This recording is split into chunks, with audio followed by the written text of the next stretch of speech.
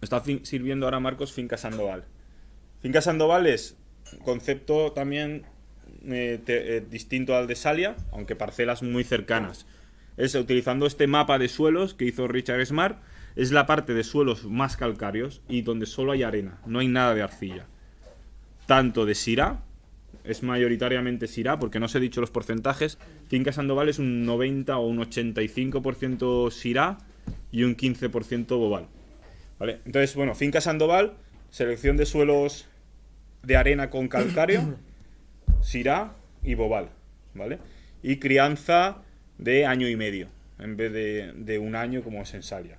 A partir de aquí alargamos 6 meses más las crianzas en los suelos calcáreos, porque creemos que los suelos arcillosos son más accesibles desde un inicio, y los suelos calcáreos, por esto que os explicaba, de esa estructura, ese esqueleto que tienen, necesitan un poquito más de tiempo para afinarse.